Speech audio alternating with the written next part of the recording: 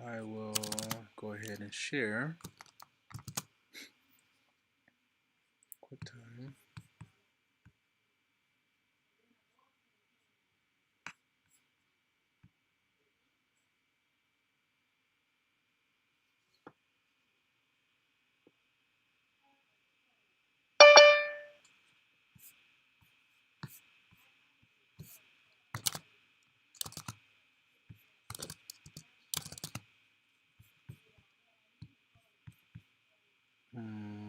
Users.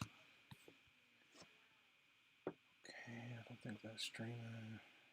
Something like this. This is still this one. Let's hop back over here. Oh, I know what helps if I go like this.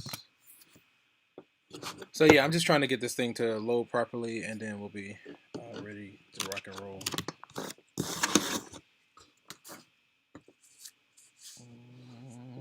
Come on, you know you want to kick over. Just do it.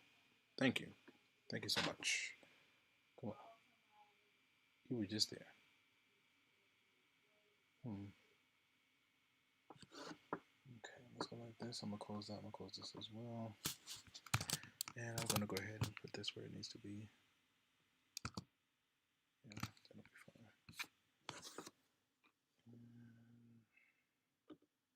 fine. What's the deal?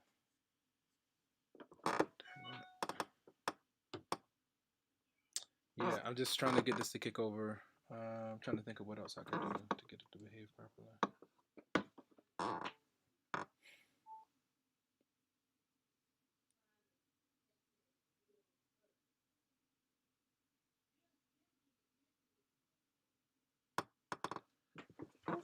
I'll be right back, guys.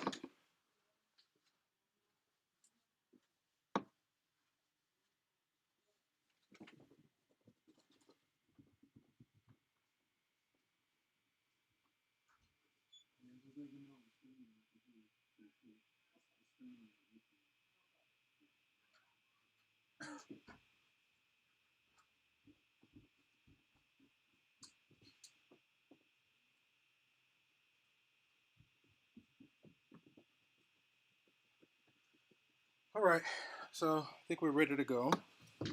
So this is going to be the second half. So again, this is the end of week 7. Okay. So next week we can look. We can be on the lookout for exam 2 over the second half of chapter 1. Math kind of by default is cumulative, right? You know, I can't ask questions from the second half of chapter 1 without using stuff from the first half of chapter 1. So even if I ask all of chapter 1, it's still the same exam, right? It's the same kind of content. Let's go ahead and finish out this lecture. It shouldn't take us too terribly long, and then with whatever time we have remaining, we can use it to like ask questions, like either things from the homework or just any questions that you want to ask, really. Okay, and yeah, let's go ahead and knock this out. So I think last time we were doing arithmetic operations on functions, basically adding, subtracting, multiplying, and dividing functions, and we also did composition of functions. Let me see here. Hello, hello. Yeah. Let's open up the chat. I forgot. I usually have the chat going. Let me see. A new account on Pearson. That is fine. Again, we just want to be sure to get a full account though, because those. And so we can be on the lookout for. I'll probably update the grades after exam 2. So we'll take exam 2, and then I'll do the grades. The code.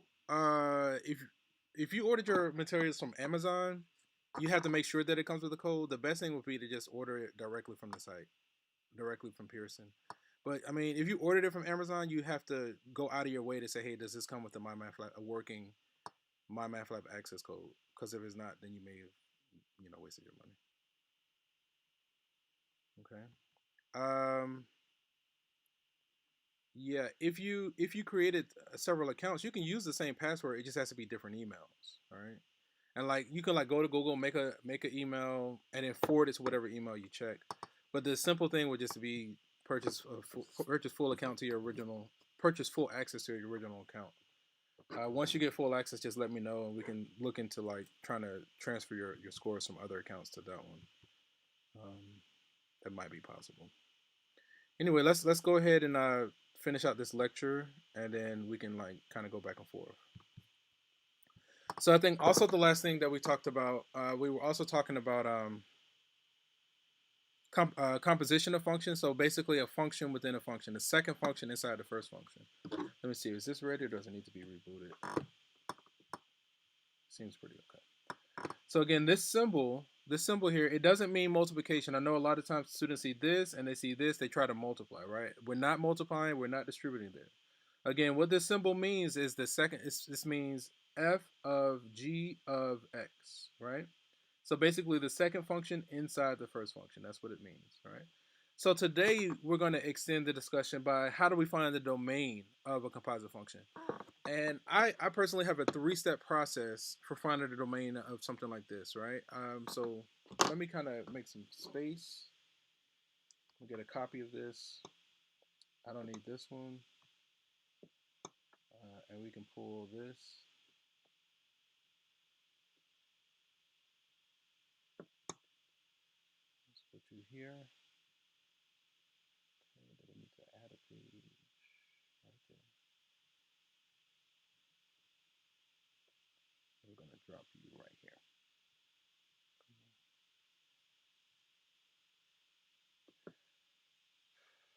And then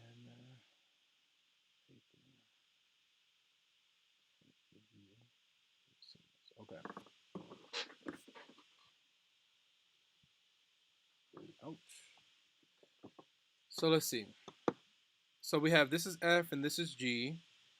Find f compose g of x and the domain. Okay, let's start with a. So if f of x is x plus 1 and g of x is 1 by x, question A or part A asks us to find f compose g of x and the domain and its domain. So first let's start off by finding the composition f compose g, okay? So then f compose g of x, what does this mean? What does this mean? This means f of g of x, right? G is inside of f. So what we're going to do, we're going to take the function f and replace all the x's with the green thing, right? So this is going to be f of, now what's g of x? G of x is 1 by x, right? So we're going to take the function f of x and replace all the x's with the green thing. That's what that symbol means, a function within a function, right? So f of x is x plus 1, so we're going to say x plus 1, and again, x in this case is the green thing. Okay? And then ultimately we can just lose the parentheses, right? So we don't have to distribute anything. So this is f compose g, right? Then let's find the domain of this, right? This one isn't too terribly bad. So now for the domain, what I usually do, there's a 3-step process I do to find the domain, right?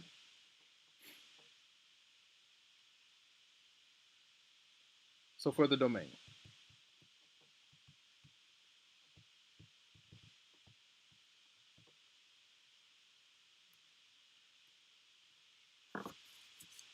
all right, so the first thing I do, let's do this color. So we're going to find the domain of the inside function. So find the domain of the inside function first, all right? So the function on the inside is our g, right? So then first we want to find the domain of g in this case, all right? So if we look at g of x,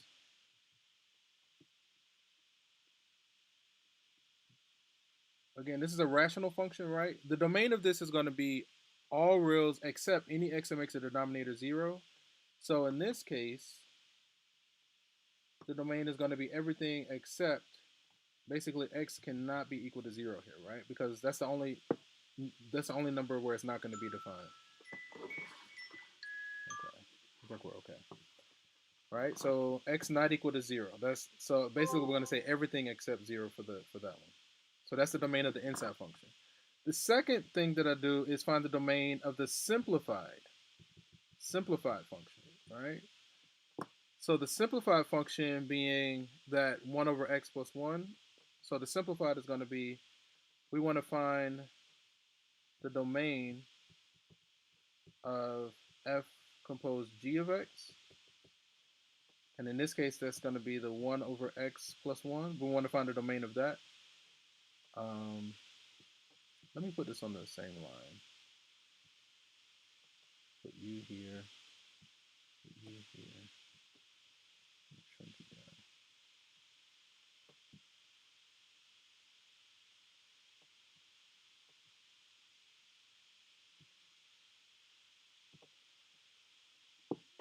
down. Okay. So again, with that, the only restriction that we have is that we cannot divide by 0. So we actually got a little bit lucky in this one, in this case.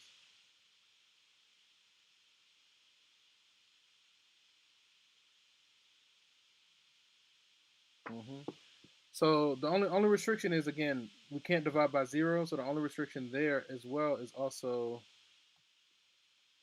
x cannot be 0, right? So those are the first two steps. And then the third step is take the intersection of these two sets, right? So, but these two sets just happen to work out to be the same in this case. The first set is everything except 0. The second set is everything except 0. So then if those two sets intersect, the intersection of those two sets is just going to be itself, right? What do they have in common? That's actually the exact same set.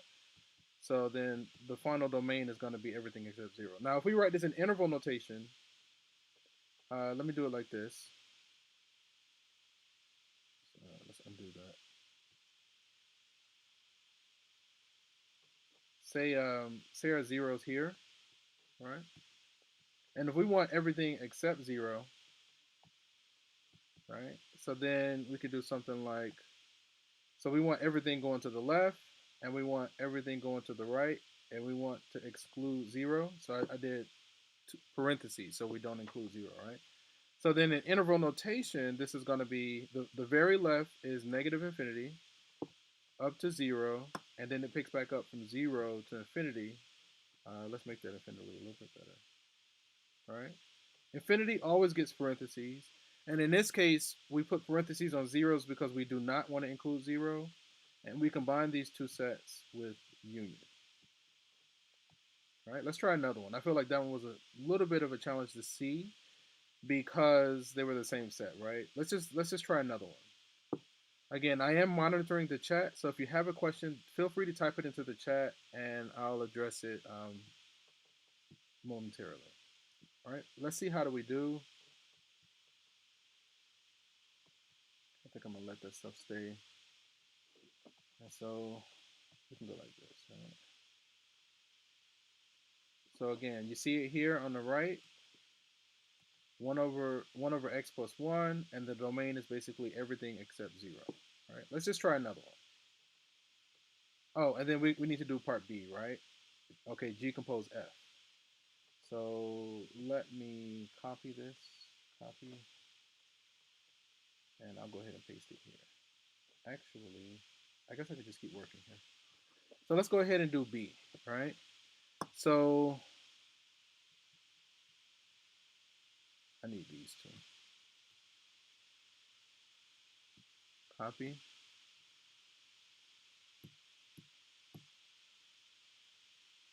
Okay, so then B asks us to do G compose F, so basically the reverse. Find this function and its domain. Okay.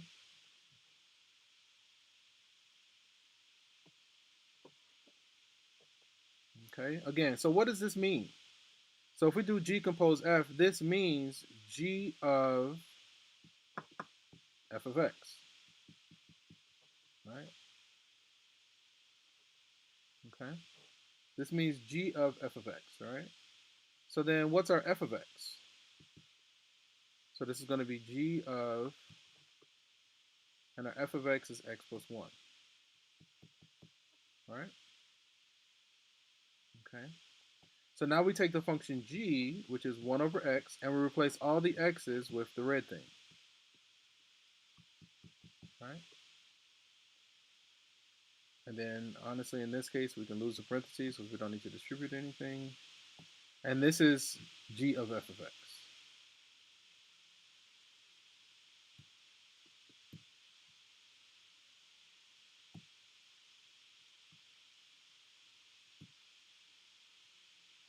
Okay. So then for the domain, let me see the colors I did. So for the domain, again, the three-step process.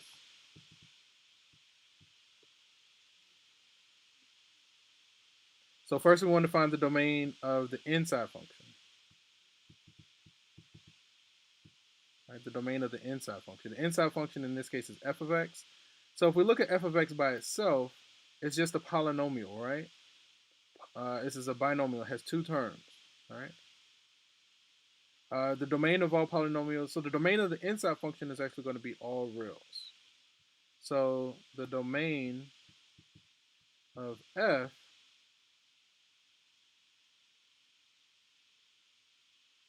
is going to be all reals.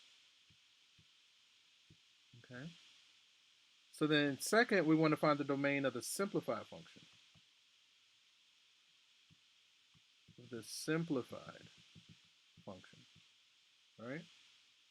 So that's the red and black that you see near the top of the screen right now. Okay. So the red and black, this guy here, again, that's a rational function. The domain of rational functions is generally all reals except any x that makes the denominator 0. So only x is going to make the denominator 0 there is going to be -1. So the domain of G compose F in this case is going to be basically x cannot be -1, right? Because if we plug in -1, it makes the denominator 0.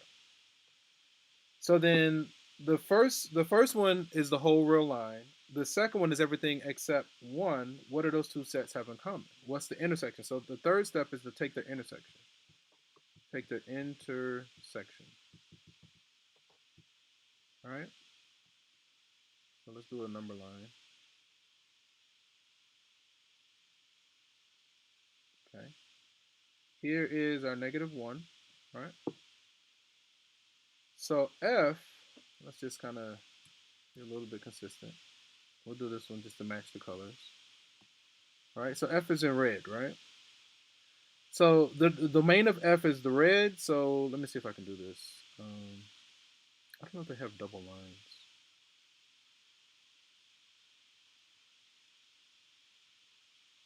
Oh, so close.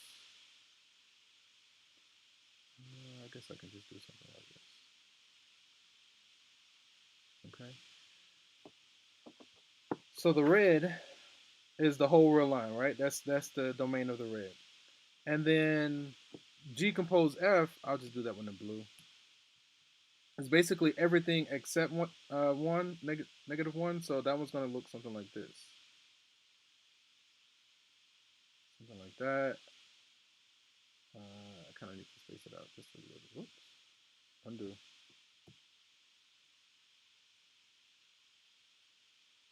And we kind of want everything except, right? And then it's going to be kind of like this, right? So the domain of G compose F is the blue. The domain of F is the red. If we were to take these two sets and take the intersection of basically what do they have in common, they basically share every point except -1, right? The intersection of these two sets, red and blue makes purple for me. The intersection of these two sets is going to be this guy. Okay, that was a little bit better. So then the final result is just going to be basically everything except -1. So the final result is going to be -infinity up to -1, then -1 to infinity. Right?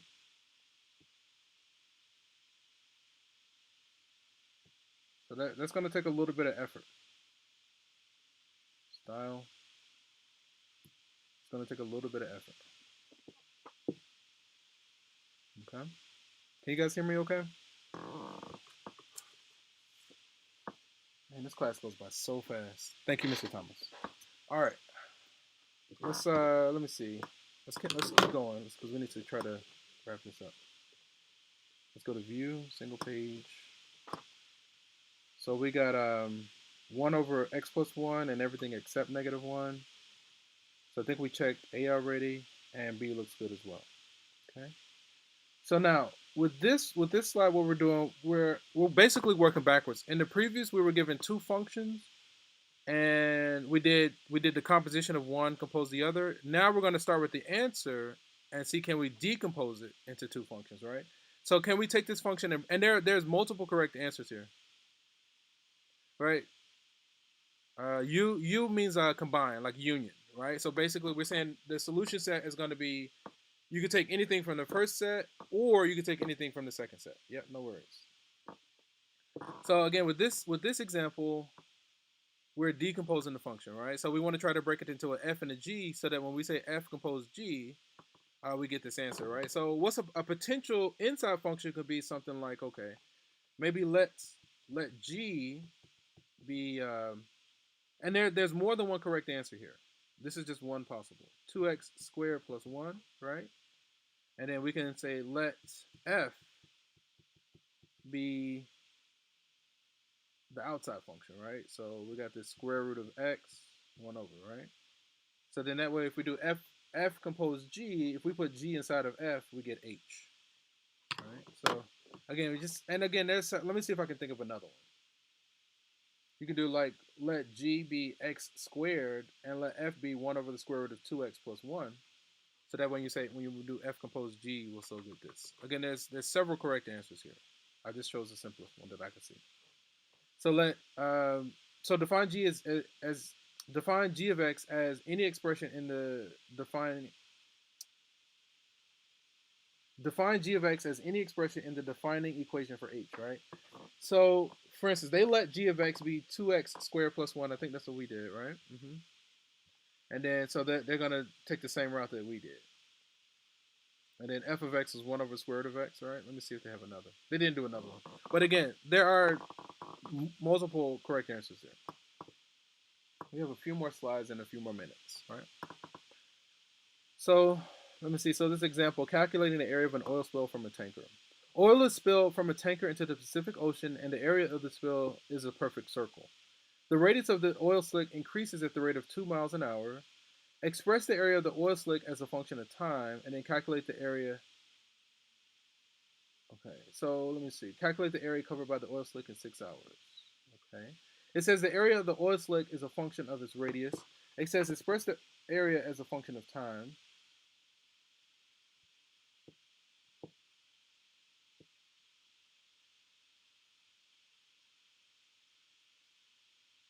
In 6 hours. Let me see. The radius of the oil slick increases at a rate of 2 miles per hour. Oh. Miles per hour. Let me think about this. I have to look at this. A second function. 2 miles per hour. So it says the radius is a function of time, increasing 2 miles per hour. So the rate is going to be 2 times for each hour, right? 2 miles every hour. Okay, so they were trying to do the function within the function, right? So at 1 hour, it'll do 2 miles. And then, that's the defining thing there. So then we let g of t is going to be this 2 of t. And then f of 2 of t, we're basically plugging this 2 of t into this guy here for r squared. And you see it here. So then after 6 hours, you basically plug in 6 here, and we'll get this guy. And then this is a calculator. I know that was a little bit glossed over. We just have to do the best we can. Let's try another one. Okay, let's try this one. I think this is the last one. So it says a car dealer offers an 8% discount off the manufacturer's suggested retail price. Okay, MSRP, manufacturer suggested retail price, of X dollars for any new car on his lot. At the same time, the manufacturer offers a $4,000 rebate for each purchase of the car. Write a function that represents the price after the rebate. Write a function that represents the price after the dealer's discount. And then we want to do R compose D and decompose R. And then decompose R minus R compose D. Okay. So a function that represents the price after the rebate. And then price after the dealer's discount. Okay. So a car dealer offers an 8% discount any new car on the lot. At the same time, the manufacturer offers a $4,000 rebate for each purchase of a car. So R of X, that represents the price after the rebate. So then if you say the price, say whatever the price is, let me see, X dollars, a car dealer offers 8% discount off the manufacturer's retail price of X dollars for any new car on his lot. Manufacturer offers a $4,000 rebate for each purchase of a car. So if X is the dollars, how can we get each purchase of a car? So like if we do, okay, say we buy one car, right? So it's going to cost us X dollars. Is that minus 4,000? Would it just be X minus 4,000? And then I'm thinking about the dealer's discount. It says a car dealer offers 8% discount off the MSRP. So then if we did 8% discount, I would multiply that by 92%, right? So if it costs X dollars, then the dealer's discount is going to be basically 92% of that. So those are the two functions. Now those are the two, just me looking at it, right? The first one looks like it's just going to be X minus 4,000. The second one looks like it's going to be 0.92 times X, right? I think that's okay. Let's see how do we do. I'm watching the clock as well. So again, the first one was just whatever the price of the car is minus 4,000. The second one was if we take off 8%, instead of paying 100%, we're going to pay 92%, right? So these are the two different functions. So then part C, if we do R of D, that means D is inside of R. So this one, I need to write it out. I'm trying to do it all audibly. Let's do like this.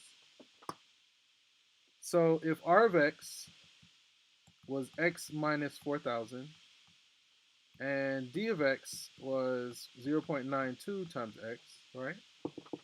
If we do R composed D, that means D is inside of R. So then we would do, so R composed D would be 0.92x minus 4,000.